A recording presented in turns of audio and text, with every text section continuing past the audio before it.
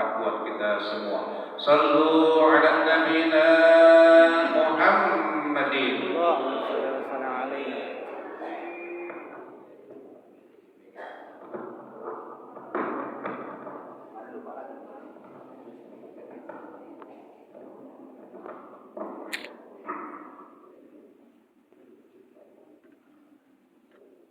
Bismillahirrahmanirrahim.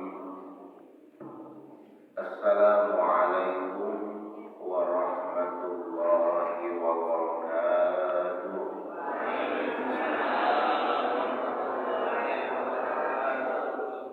Alhamdulillahi rabbil alamin. Wassalatu wassalamu ala asyrafil anbiya'i wal mursalin. Sayyidina wa maulana Muhammadin wa ala alihi wa ashabihi ajma'in. Qalu subhanaka la ilma lana illa ma 'allamtana innaka antal alimul hakim. Rabbi shrah li sadri wa yassir li amri wa hlul 'uqdatam min lisani yafqahu qawli. Amma ba'd. Faqad qala Allah Ta'ala fi muhkami tanzil wa huwa asdaqul qa'ilin. A'udzu billahi minasy syaithanir rajim. Fadhkuruni adhkurkum washkuruni wa la takfurun. Shadaqallahul 'azim. Sadaqa Rasulun Nabiyul Habibul Karim wa nafa'ana dzalika minasy syahidin wasyakirin walhamdulillahi rabbil alamin.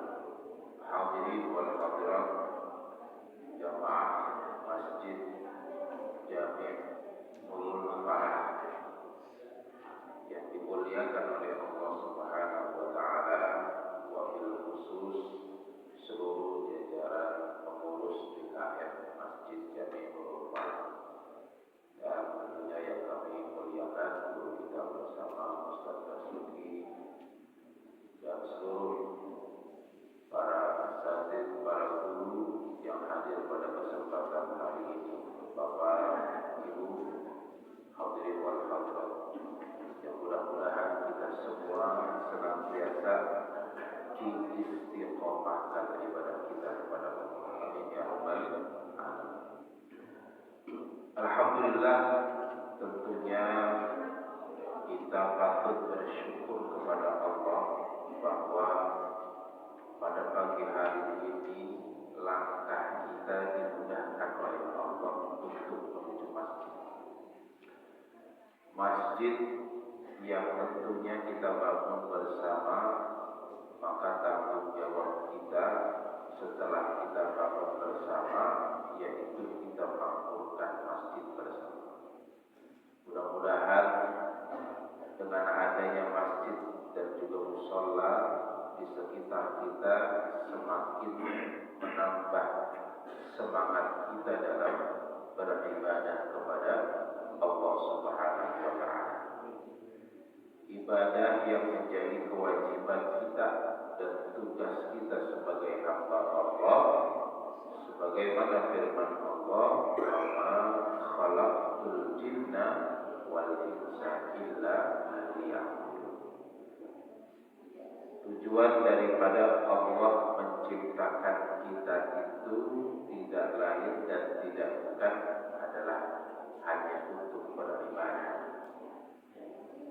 Maka di dalam surah Al-Fatihah ada satu ayat ya, yang tentunya setiap sholat wajib kita baca. Iyyaka na'budu wa iyyaka nasta'in. Ini merupakan bagian dari kepasrahan diri kita kepada Allah. Kepasrahan dalam bentuk bahwa kita semua mempunyai potensi yang besar untuk mendapatkan rahmat dari Allah Subhanahu wa taala.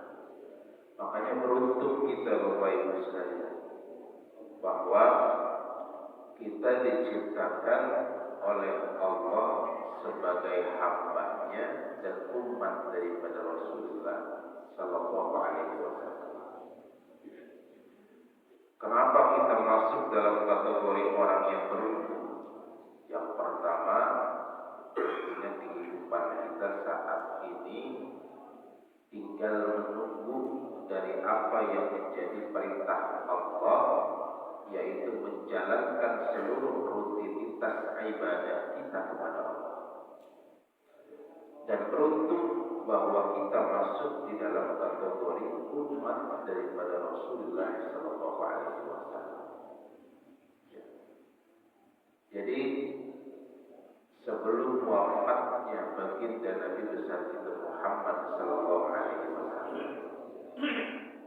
pernah diceritakan, dikisahkan bahwa Nabi Muhammad berkonsultasi dengan malaikat Jibril, bertanya tentang bagaimana kondisi umatnya nanti sepeninggal daripada meninggalnya Rasulullah sallallahu alaihi wasallam. Kemudian Nabi Muhammad memberikan satu pertanyaan yang tentunya itu akan membuat tenangnya Nabi Muhammad ketika meninggalkan umat. Malaikat Jibril bertanya kepada Allah terkait dengan bagaimana keadaan umat atau jaminan atau garansi yang akan diberikan ketika Nabi Muhammad sallallahu alaihi wasallam sudah wafat. Lapor kepada Allah malaikat Jibril turun dan juga menyampaikan dari apa yang disampaikan kepada Nabi Muhammad sallallahu alaihi wasallam. Apa yang disampaikan oleh malaikat Jibril, innallaha harramal jannata ala kulli sa'iril umam hatta tadkhul ummataka ya Rasulullah. Jadi luar biasa jaminan kita sebagai umat Rasulullah. Malaikat Jibril menyampaikan innallaha harramal jannah, sesungguhnya Allah mengharamkan surga, ya, ala kulli sa'iril umam hatta tadkhul ummataka ya Rasulullah. Jadi Allah akan menjamin bahwa umat Rasulullah, ya, umat Nabi Muhammad yang akan terlebih dahulu masuk ke dalam surga, ya, tentunya ya sebelum daripada umat-umat sebelum Nabi Muhammad sallallahu alaihi wasallam. Beruntung kita Bapak Ibu, ya, beruntung.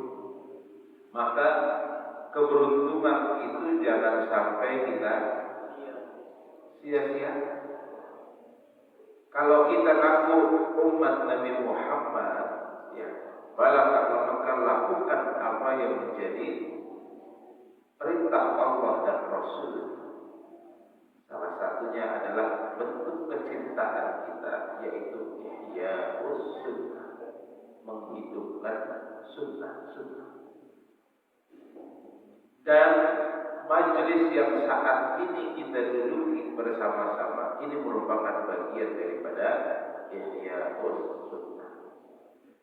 Karena kalau kita berbicara tentang masjid, kembali kepada masjid, ya, maka jangan sampai, ya, ketika kita bangun masjid, justru masjid itu hanya sebagai pajangan doang. Kebanggaan bagi masyarakat kita punya masjid gede, kita punya masjid besar, kita punya masjid indah, kita punya masjid nyaman dalam beribadah, tapi kita sendiri ogah buat favoritnya. Maka Allah Subhanahu wa taala berfirman dalam surah At-Taubah ayat 18. A'udzu billahi minasyaitonir rajim. Innama ya'muru masajidallah man amana billah wal yawmil akhir wa aqama as-salat wa ata az-zakat wa lam yakhsha illa Allah fa 'asa ulaika an yakunu minal muhtadin. Apa kata Allah Subhanahu wa taala?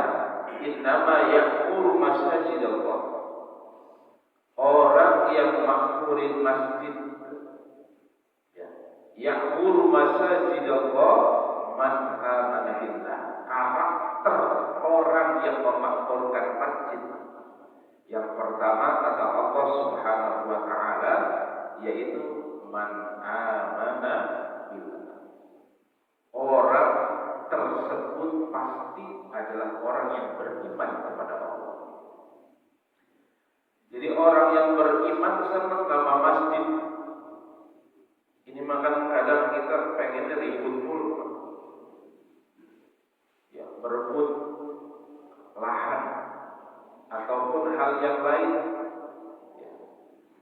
Ada kejadian, ini cerita kisah nyata, pakai di Indonesia, kisah nyata. Ya. Jadi ada satu wilayah, ya, ada ustadz di situ, ada masjid besar, masuk di wilayah Lampung Selatan, tapi bukan wilayah sini, bukan alhamdulillah. Ya. Karena waktu itu sempat agak ribut, ya. Kenapa? Karena memang ustadz yang biasa dipakai buat jadi imam, kemudian terpilihlah ketua DKM yang baru, ya. Dan ketika terpilih ketua DKM yang baru, ya, ustadz tersebut tidak terpilih sebagai imam, karena katanya biar ada regenerasi dan sebagainya. Akhirnya kalau bahasa kita mah kuring. Ya. Setelah kuring dia bangun kagak jauh dari situ musola atau bentuk masjid. Ada dia punya duit, gua mau punya duit sebuah, ya, gua mau masjid. Akhirnya jaraknya nggak nyampe 1 kilo ada masjid lagi, Pak. Dia bangun, dia bikin majelis di situ, ya, sholat juga dan sebagainya. Bagus niatnya, ya. Tapi kalau memang bukan karena Allah, maka akan berbeda. Jadi orang yang memakmurkan masjid sudah pasti orang yang beriman kepada Allah. Tidak ada kepentingannya kecuali kepentingan tersebut adalah kepentingan kita kepada Allah. Ribut sekarang, Pak. Ya. Yang masjid yang lama merasa jamaahnya diambil. Jumatan yang tadinya terowongannya rada banyak, sedikit jadinya. Wah, macam-macam. Akhirnya yang masjid yang lama DKM-nya menganggap itu bukan masalah, tapi mudarat, lebih baik hancurkan masjid tersebut. Ramai, ya, luar biasa. Tapi semua itu kalau kita niatkan karena Allah, udah selesai. Udah bagi makanan dah.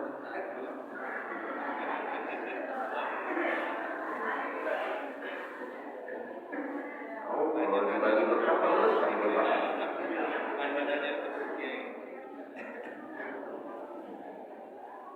Jadi orang yang memakmurkan masjid adalah orang beriman. Jadi dimanapun keberadaan masjid yang ada di sekitar kita, kalau orang beriman, insya Allah, ya, tidak ada istilah yang namanya saingan. Tidak ada istilahnya gara-gara masjid yang tidak ada, kemudian berarti niatnya kan bukan makmurin masjid, ya, cari hal dunia di dalam mengurus masjid. Maka kata Allah diingatkan, innama ya'muru masajidallah man amana billah. Jadi orang yang beriman kepada Allah adalah orang yang pasti selalu berhubungan dengan masjid. Jadi kalau misalkan kita malas datang ke masjid, ya, ketika azan malah adu melbaik, ketika ada majlis dan sebagainya, hati kita, ya, tertutup dengan hal itu, maka pertanyakan bahwasannya apakah benar-benar kita sudah masuk kategori orang yang beriman? Jadi orang yang beriman pasti cinta dengan masjid. Orang yang beriman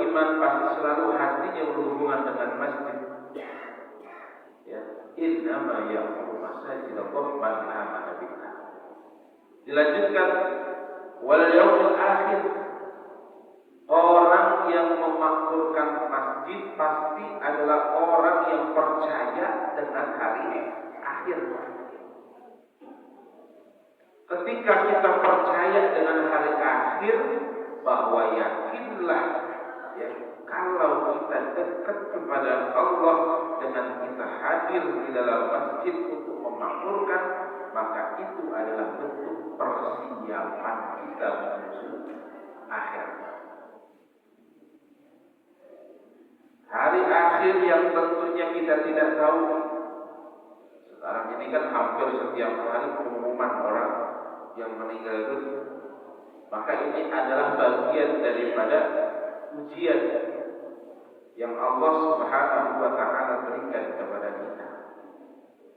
Tapi ujian tersebut harus kita yakini bahwa alladzina idza asabatuhum musibah qalu inna lillahi wa inna ilaihi raji'un.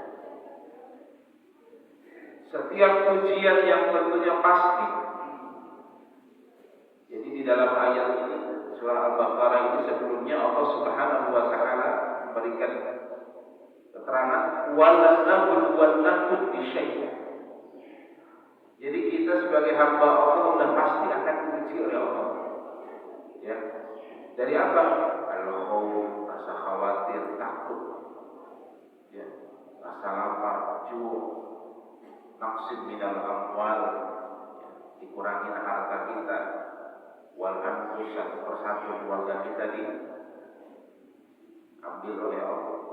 Wasamarat, kita udah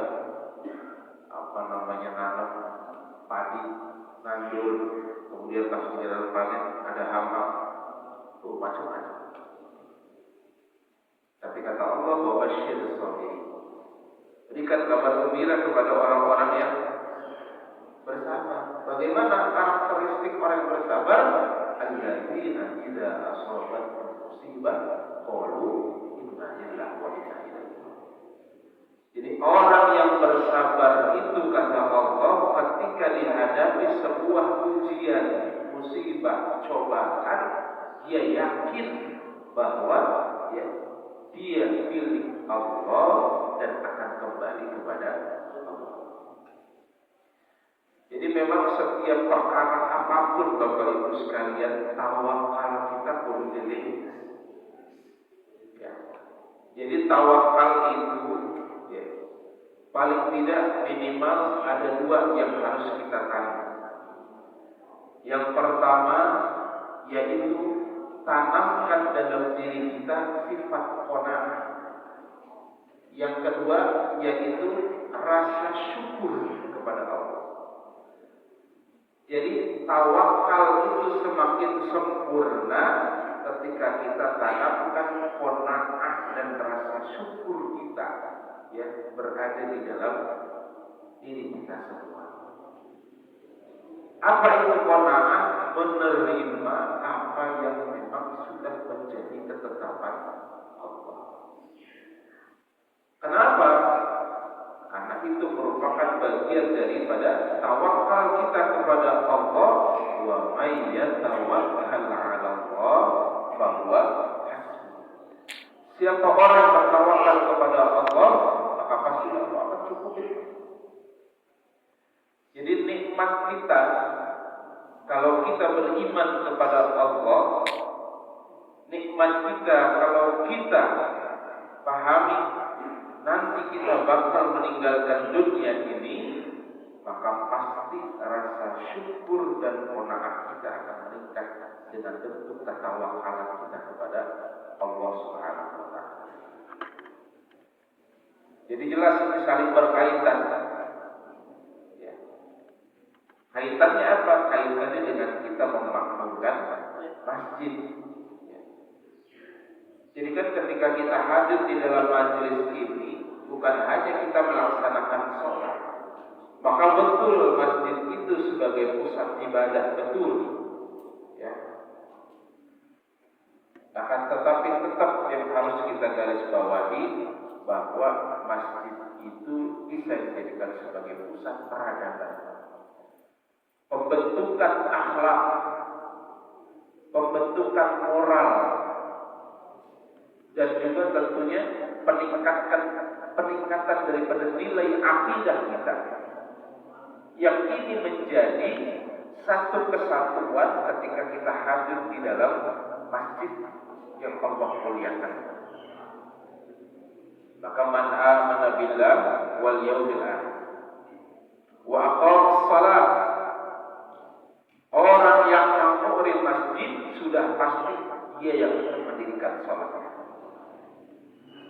Salat itu adalah kewajiban kita, namun yang perlu digarisbawahi bahwa adalah tugas kita, merupakan kebutuhan kita kepada Allah.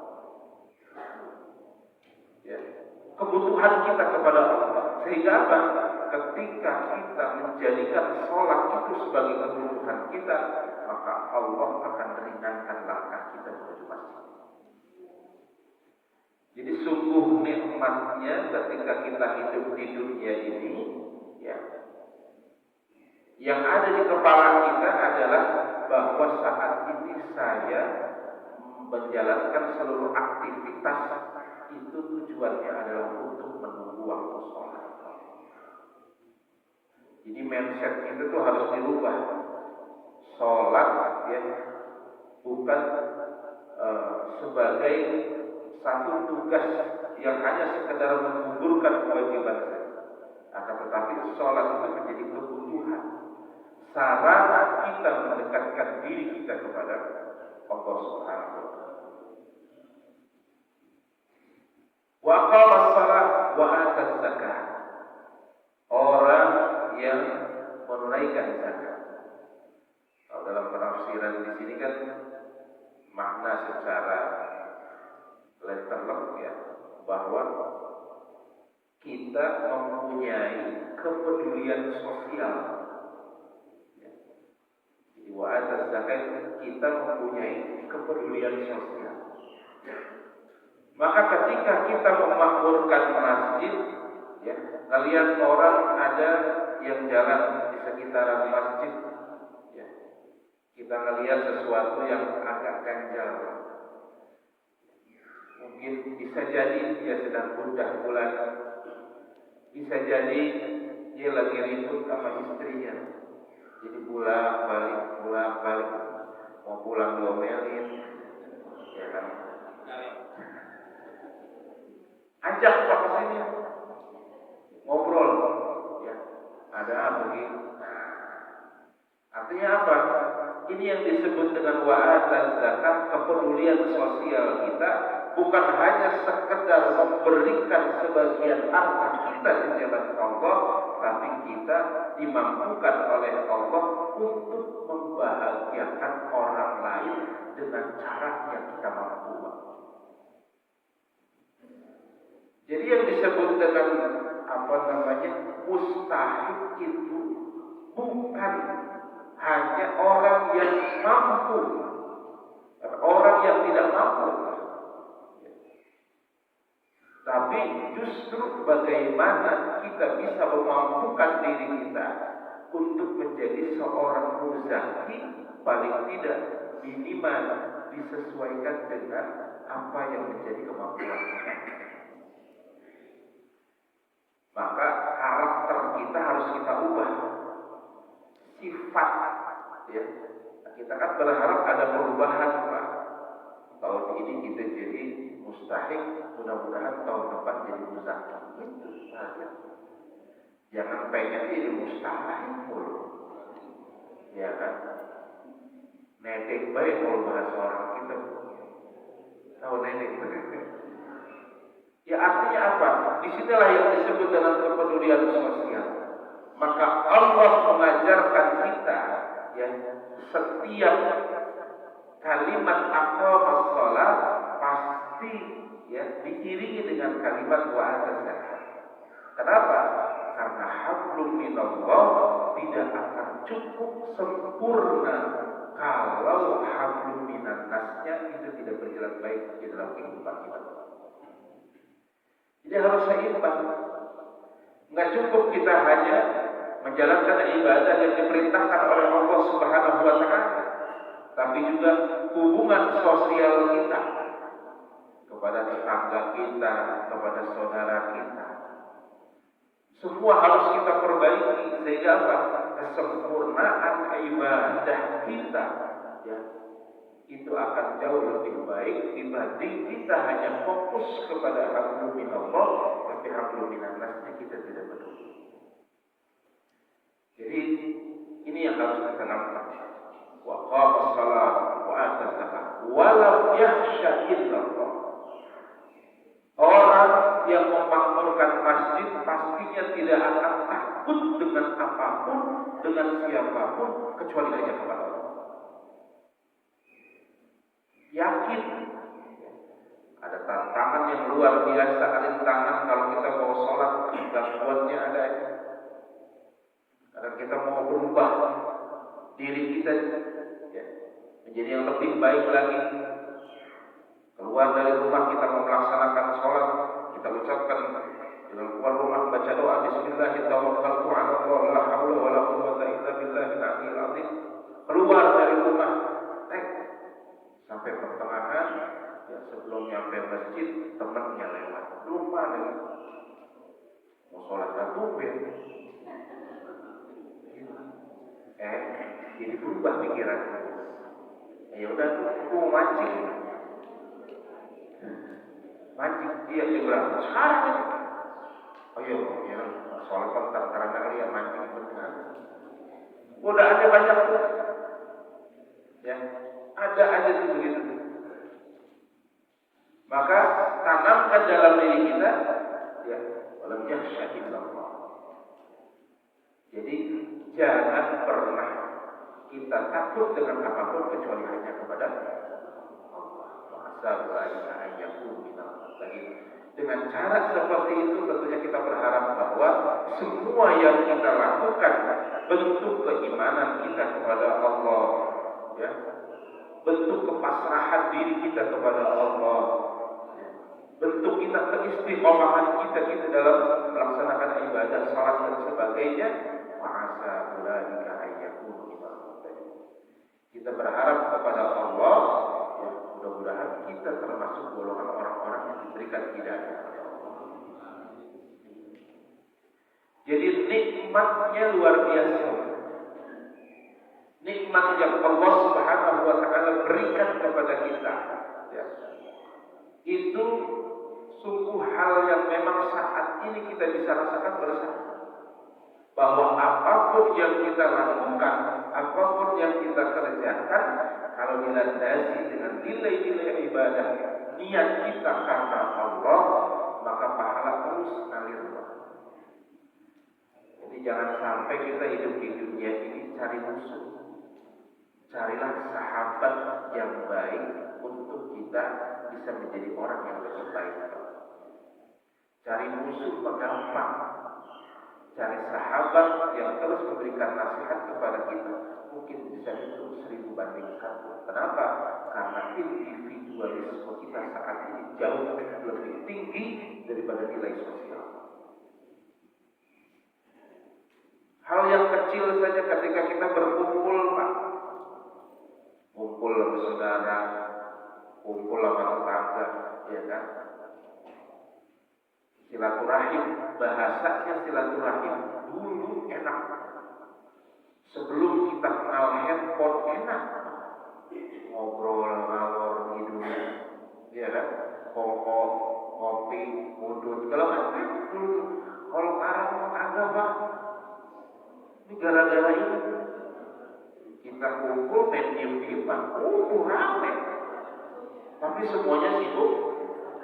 Paling pas rame, foto-foto. Oh, iya kan? Gaya bebas, rame begitu, iya kan?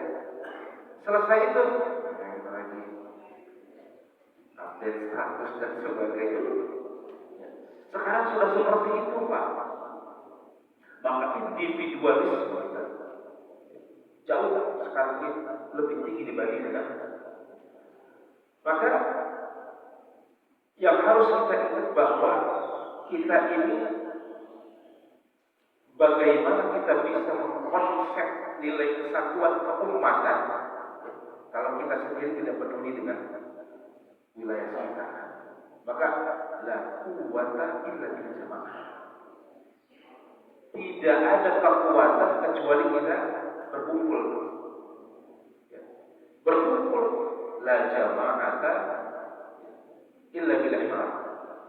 Tidak ada satu perkumpulan, ya. Hanya kumpul-kumpul doang gitu. Kalau misalkan kita kumpul sama siapapun, nggak hanya sekedar kumpul, tapi cari hal yang bermanfaat. La jama'ata illa bil imam. Kita bangun bahwa perkumpulan kita itu adalah perkumpulan yang bermanfaat. La imarata illa bin nizam. Ya. Tidak ada, ya, hal-hal yang bisa masuk dalam kategori pembentukan atau struktur yang baik di dalam perkumpulan kita. Ya. Kalau di situ tidak ada aturan. La nizam illa bin nizam. Dan aturan yang berlaku tidak akan berjalan kalau tidak ada ketaatan di dalamnya. Jadi kalau misalkan DKM, ya, mampu memberikan efek yang luar biasa kepada jamaah ini, masya Allah. Jadi itu kan quwwatan illa bil jamaah. Kalau kita mau makmurin masjid, maka banyakin dulu jamaahnya. Dengan cara apa? Yang pertama, ayu khidmah. Bagaimana, ya, DKM itu memberikan pelayanan kepada masyarakat. Maka kalau di dalam Dewan Masjid Indonesia itu, fungsi DKM itu melayani, bukan menguasai. Melayani, bukan menguasai. Yang kebanyakan kan menguasai sekarang, Pak. Iya kan? Dia udah kepilih DKM, serah gua. Nanti bentuk pengajian kayak gimana, terserah gua. Ya, ustaz yang udah biasa ngajar, ensol semua, terserah gua. Gitu tuh. Tanpa ada musyawarah. Kalau memang terjadi seperti itu bukan khidmat. Maka fungsi DKM itu melayani, bukan menguasai. Ini yang penting. Jadi unsur yang saat ini kita tekankan di dalam memakmurkan masjid adalah la quwwata illa bil jamaah. Ayo kita bareng-bareng, ya. Kita guyup masyarakat bareng-bareng kita memakmurkan masjid. Apa saja, bukan hanya masjid itu sebagai tempat ibadah, ya, tapi juga tempat musyawarah. Bahkan, ya, saat ini kita diajarkan ada istilah yang disebut dengan BUMM. Apa itu BUMM? Badan Usaha Milik Masjid. Jadi badan usaha milik masjid ini tidak termasuk nanti dari segi keuntungannya itu, ya, dengan tromol yang ada di setiap Jumat atau setiap hari. Jangan sampai ada kejadian di Kota Bekasi pernah itu. Yang tadinya mau Jumatan jadi kagak jadi Jumatannya. Kenapa? Karena DKM udah ngomong sama ustaznya, ustaz, ya, isyaratnya orang ada. Kenapa? Karena kalau kemarin habis buat operasional. Akhirnya itu ustaz mungkin niatnya udah beda. Ya kita harus berusaha sih. Ya, kagak datang. Jamaah yang udah datang berbondong-bondong ke masjid, ya, akhirnya nggak sholat Jumat, balikkan ke rumah. Nah, makanya ada beberapa penyebab. Yang pertama, ketidakpedulian masyarakat terhadap masjid. Yang kedua, ya, tentunya DKM sendiri yang harus dibenarkan. Maka fungsi daripada badan usaha milik masjid ini, ya, itu bisa mengakomodir semua. Nabi Muhammad SAW dalam syiarnya itu selalu dengan konsep perniagaan. Konsepnya dagang. Tapi memang jangan sampai terjadi transaksional di dalam masjid. Ya, fokus di luar. Kita punya ada lahan, ya, kita bangun lahan. Ya. Di Desa Mangunjaya juga ada salah satu masjid yang hari ini harusnya saya hadir ke sana juga, ya diundang. Jadi insya Allah masjid tersebut akan menjadi pilot project Dewan Masjid Indonesia Nusantara. Sebagai apa? Sebagai masjid percontohan.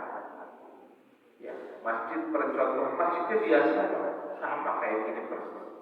Tapi programnya Masya Allah luar biasa. Bahkan pertanggal 1 Muharram kemarin, ya mereka membangun yang namanya dapur umum.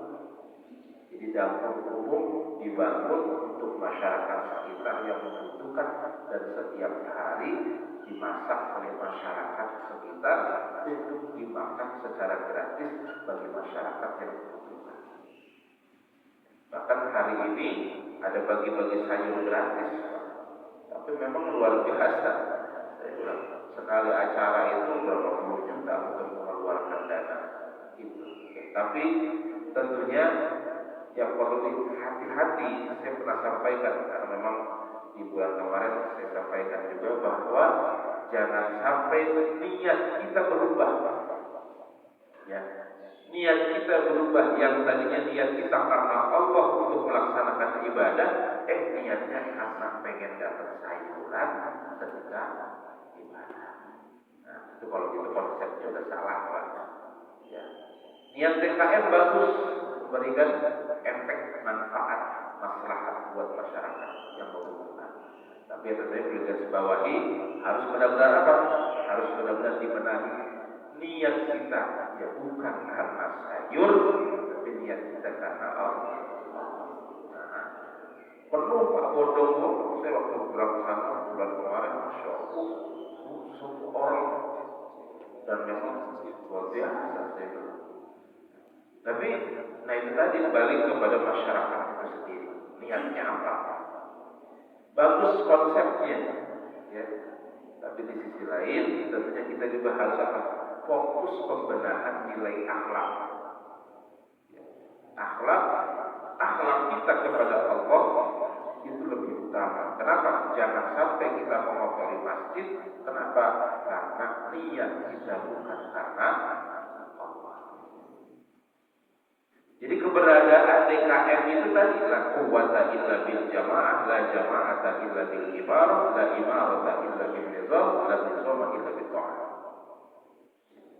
Jadi keberadaan DKM kalau bisa ngapa-ngapain DKM kalau misalkan kagak ada jamaahnya, bikin program bagus, bikin segala jamaahnya orang ada.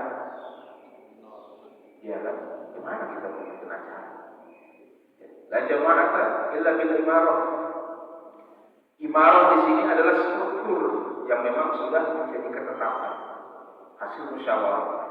Kita mau bikin PHBI, pelaksanaan peringatan Hari Besar Islam, bikin panitia itu imam. Ya. Kemudian kita bikin kepanitiaan setiap rangkaian ibadah, kemudian jadwal sholat, ya, imam rawatib dan sebagainya, dijaga itu namanya imam.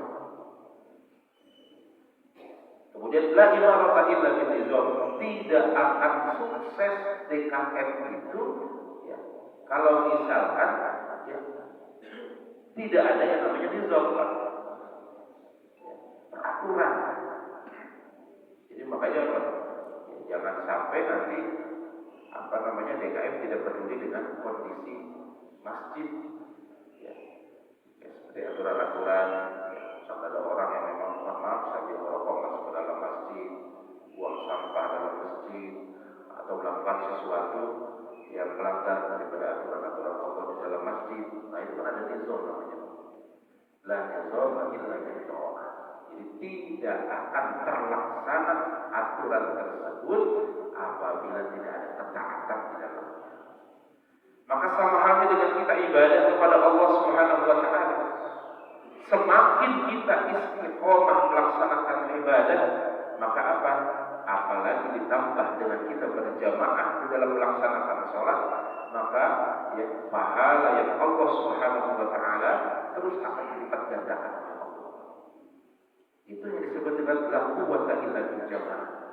Kita tidak akan bisa mendapatkan kebahagiaan yang di akhirat nanti kalau yang kita bawa khusus yaitu amal ibadah, amal soleh kita jauh lebih sedikit dibanding dengan amal yang lain. Jadi harus dipersiapkan. Man arafa bu'da safari ista'adda. Kalau kita tidak tahu jauhnya perjalanan kita nanti ke akhirat, maka apa? Ista'adda, bersiap-siapkan. Konsep ista'adda di sini, nah ini kita salah satunya adalah dengan kita memakmurkan masjid. Jadi insya Allah mudah-mudahan Masjid Nurul Falah ini terus bisa kita istiqomahkan untuk kita bersama-sama memakmurkan masjid ini, kita berdayakan masyarakat sekitar untuk kita bangun bersama-sama mewujudkan mencari daripada ridho Allah Subhanahu wa Ta'ala. Ya, itu saja karena sudah jam 6.15 sampai jam berapa? Sampai jam 8 kali. Terima kasih. Ya, demikian kajian subuh kita yang sudah disampaikan oleh Haji Ahmad Syauqi MPT tentang memakmurkan masjid. Jadi tadi sudah disampaikan Quran surat At-Taubah. Surat At-Taubah ayat berapa Pak? Dengerin nggak tadi itu?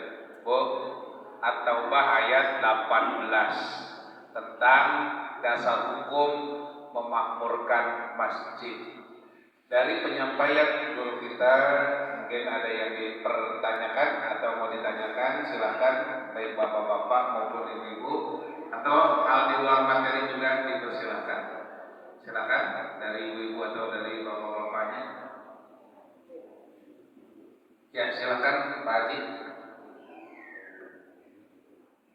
Waalaikumsalam warahmatullahi wabarakatuh.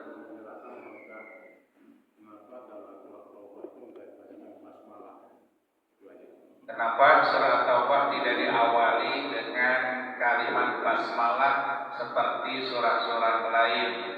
Pertanyaan pertama. Pertanyaan kedua, mungkin ibu. Pak Haji Nongki, silakan. Pak Haji Rahmat.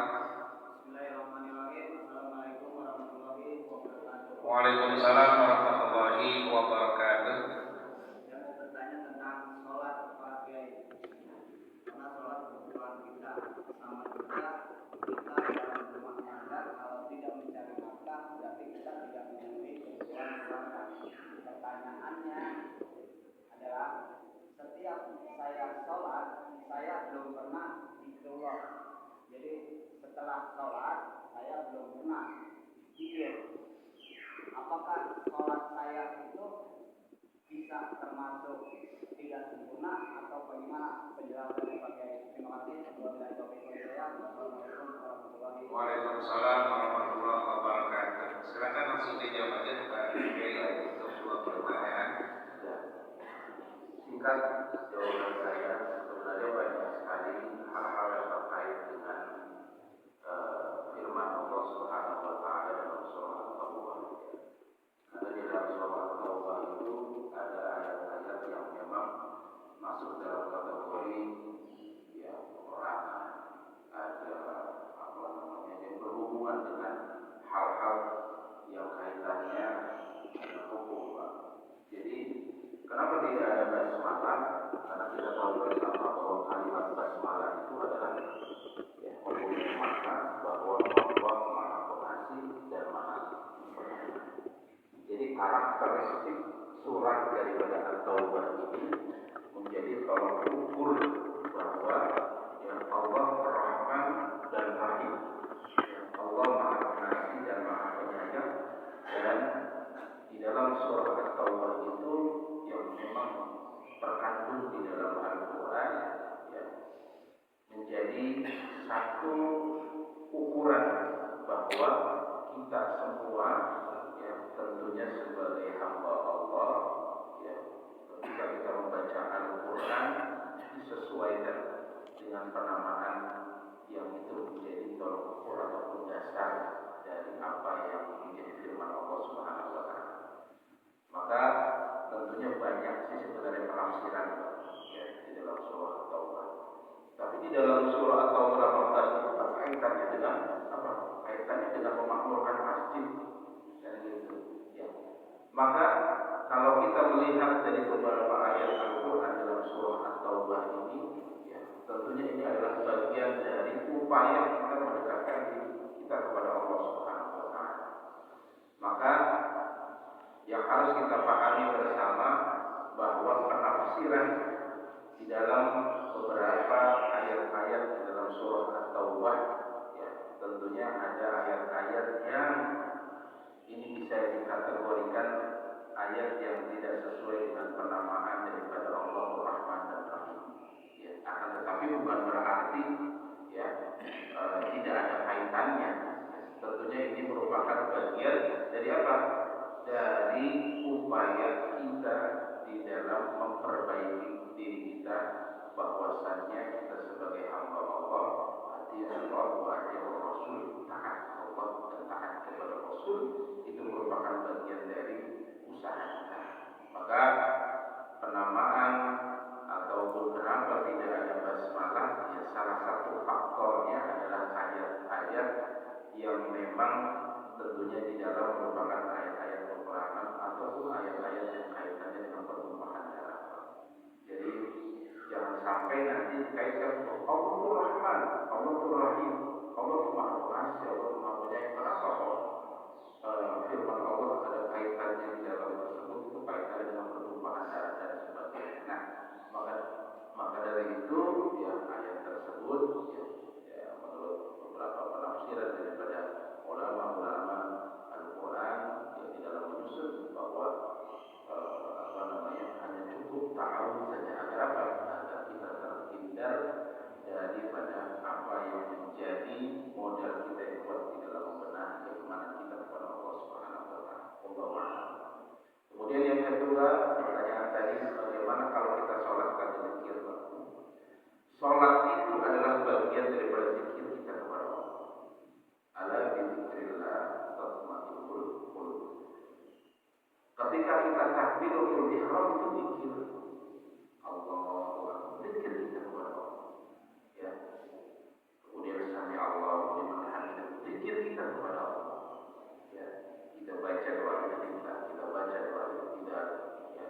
Kemudian ketika kita ruku subhan rabbiyal azim bihamdi, kemudian ketika kita sujud subhan rabbiyal a'la bihamdi, itu bagian daripada zikir kita kepada Allah. Maka ketika konsep daripada kehidupan kita mungkin misalkan karena ada kesibukan yang memang tentunya itu adalah bagian dari tugas kita di dalam memberikan nafkah kepada keluarga kita, ya, maka jadikan setiap kehidupan kita, langkah kita adalah zikir kepada Allah. Maka ketika kita sholat, setelah salam kemudian kita berangkat, bukan berarti sholat kita tidak sempurna. Ya. Karena yang menjadi patokan itu adalah sholat. Ya. Patokan ketika sholat kemudian salam kemudian kita berdiri karena ada kewajiban yang harus kita tunaikan, maka jadikan ya kewajiban yang kita tunaikan kita itu adalah bertujuan untuk mendekatkan diri kita kepada Allah. Apa? Salah satunya adalah menjalankan kewajiban kita untuk memberikan nafkah kepada keluarga kita. Toh kaitannya dengan zikir sambil jalan bisa. Kaitannya dengan zikir sambil bekerja bisa. Tapi yang lebih bagusnya kan gitu. Setelah sholat jangan lantas jalan. Gitu. Kenapa? Kita baca istighfar. Jadi kenapa diajarkan dengan kita beristighfar? Karena kita tidak tahu bahwa sholat kita diterima apa enggak sama Allah. Tidak ada yang tahu. Kita tidak bisa ngejamin ibadah kita diterima sama Allah. Tidak ada yang jamin. Maka dengan cara kita beristighfar kepada Allah, Astagfirullahaladzim, Astagfirullahaladzim, Astagfirullahaladzim, Tabarakallahu, ya, dan seterusnya. Itu upaya kita memohon ampun kepada Allah agar semua rangkaian ibadah yang kita lakukan itu menjadi sempurna dengan istighfar kita. Bahkan ada satu kisah dari Imam Hasan. Ya, Beliau pernah didatangi beberapa orang terkait dengan permasalahan ini. Orang yang pertama ada yang ngadu tentang dia sudah berusaha untuk berdagang tapi tidak ada sama sekali pembeli. Dia udah nikah tapi tidak dikaruniai anak. Dan seterusnya. Tapi apa yang mau disampaikan oleh Hasan pada saya? Istighfar. Ya, beristighfar kepada Allah.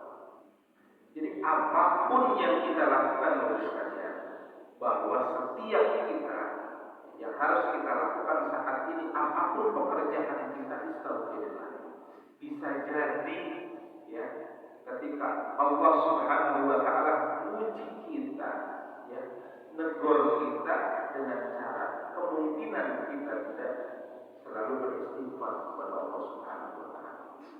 Jadi memang kadang kita tidak menyadari akan apa yang memang dilakukan oleh Allah Subhanahu wa taala kepada kita. Namun yang paling utama harus kita pahami adalah ya, bahwasannya setiap kita inna kulla syai'in khalaqnahu biqadar.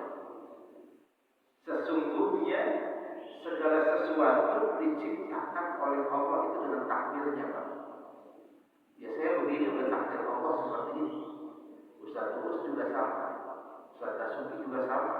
Semua sudah ada takdirnya, Pak. Tapi Allah Subhanahu wa taala memperingatkan kepada kita bahwa memang tabiat manusia itu ngeluh, Pak. Innal insana khuliqa halu'a. Idza massahu syarr jazua. Idza massahu khair manu'a. Ya. Apa kata Allah? Tabiat manusia itu ngeluh.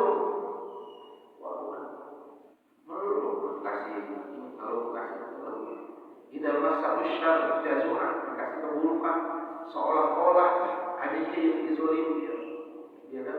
Padahal banyak sekali dari kita punya permasalahan. Secara kasat mata kita melihat orang itu bahagia, belum tentu dibalik itu semua. Idza massahu khair manu'a, dikasih kebaikan dia pikir, medit, buntut gasiran, ya macam-macam dari istilahnya ya. Ya. Tapi kata Allah apa? Illal musallin, kecuali orang-orang yang melaksanakan sholat. Jadi sebenarnya sholat itu menjadi bagian utama kita di dalam menyelesaikan semua perkara. Maka ketika kita melaksanakan sholat, itu adalah bagian bentuk kita mendekatkan diri kita kepada Allah Subhanahu wa taala.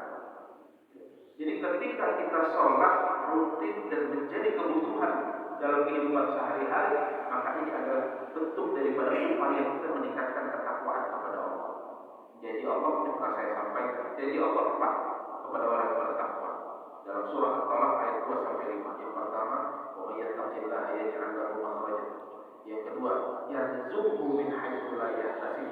Yang ketiga, wa may yattaqillaha yaj'al lahu min amrihi yusra.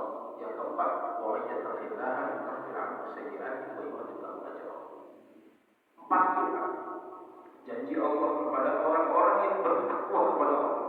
Wa yattaqillaha yaj'al lahu makhrajan. Siapa orang yang bertakwa kepada Allah, maka Allah akan berikan jalan keluar. Apapun permasalahan kita, dekat sama Allah, ada jalan keluar. Saya udah capek sholat, saya udah berdoa dan kalau orang kita merasa seperti itu, berarti kita masih jauh dengan Allah. Makanya tadi itu Pak, innal insana khuliqa halu'a.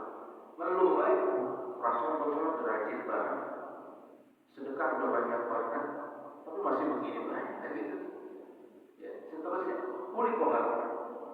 Yang kedua, yarzuqhu min haitsu la yahtasib, dijamin oleh Allah rezekinya. Tenang Pak, gak akan hilang. Ya, berapapun yang kita berikan di jalan Allah, itu akan tercatat nanti sebagai catatan amal kita nanti di akhirat. Ya. Kemudian yang ketiga kata Allah, wa may yattaqillaha yaj'al lahu min amrihi yusra. Siapa orang yang bertakwa kepada Allah, maka Allah akan berikan kemudahan dari segala urusannya. Wa may yattaqillaha yukaffir 'anhu sayyi'atihi wa yu'ti lahu ajran. Siapa bertakwa kepada Allah, maka Allah akan menghapus semua dosanya, hapus semua kesalahan, wa luar biasa, Pak. Kalau kita dekat kepada Allah ketika kita makmurin masjid, ketika kita menjalankan ibadah yang sifatnya wajib, ditambah lagi dengan ibadah sunnah lainnya, maka 4 janji Allah ini akan Allah berikan kepada hamba. Jadi ketika kita sudah dekat kepada Allah, tenang hati kita. Apapun ujian, tenang. Alladzina idza asabatuhum musibah serahin diri kita kepada Allah. Terus nikmat. Kalau udah makin dekat kita kepada Allah, nikmatnya itu bukan hanya sekedar kenikmatan yang sifatnya ya secara ini dunia saja, ya, secara jasmani saja, tapi rohani kita akan mendapatkan kenikmatan yang besar sisi Allah. Jadi kalau memang kita mendapatkan panggilan Allah, sholat ya atau apa dan sebagainya, hilangkan. Apalagi kalau misalkan contoh, ini mungkin ada beberapa, ya, tidak semua.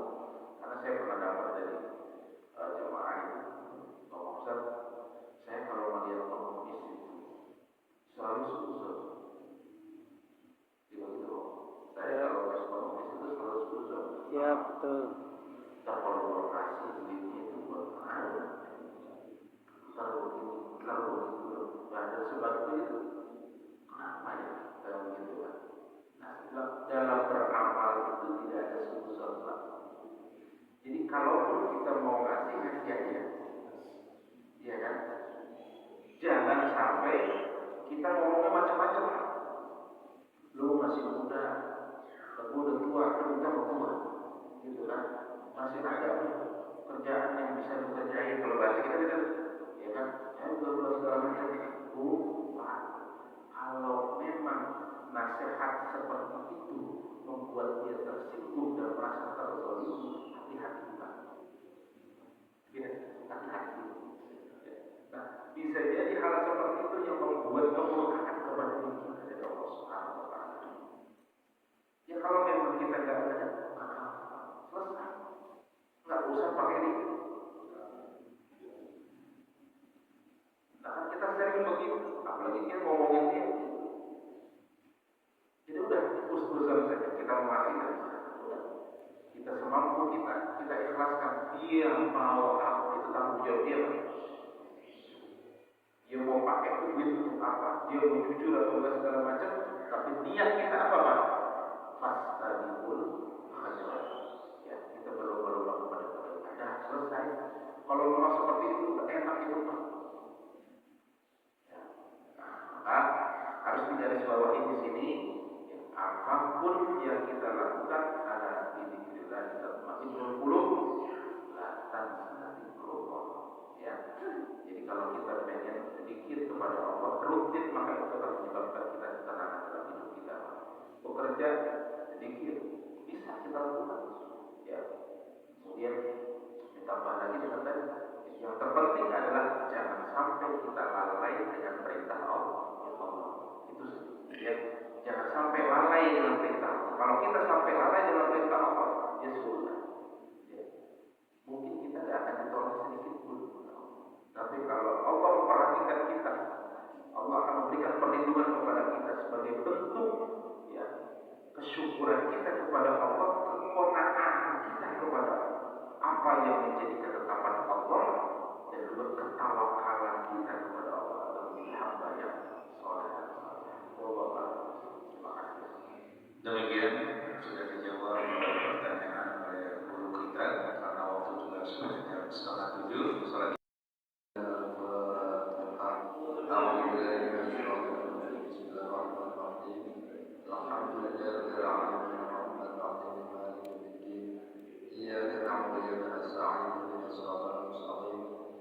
صراط الذين أنعمت عليهم غير المغضوب عليهم ولا الضالين آمين. استغفر الله العظيم استغفر الله العظيم استغفر الله العظيم أعوذ بالله من الشيطان الرجيم بسم الله الرحمن الرحيم الحمد لله رب العالمين حمدا الشاكرين الذين حمدا كثيرا ربك بمزيدا يا ربنا لك الحمد لا شكر لك ينبغي جلالك الكريم سلطانك اللهم صل وسلم على سيدنا محمد وعلى آل سيدنا محمد اللهم اغفر لنا ذنوبنا ولوالدينا وارحمهم كما ربيانا صغيرا ولجميع المسلمين والمسلمات والمؤمنين والمؤمنات واتقي بيننا وبينهم بالخير واغفر لهم انت الراحمين لا حول ولا قوة الا بالله العلي العظيم اللهم اجعلنا وجعلنا من اهل العلم ومن اهل الخير ولا تجعلنا ويوم من اهل الشر وذلك كان كل شيء قدير اللهم بارك لنا في مجلسنا هذا يا ارحم الراحمين ربنا اتنا في الدنيا حسنه وفي الاخره حسنه وقنا عذاب النار ربنا لما انزلت وتبعنا وصدقنا مع الشاهدين واسال الله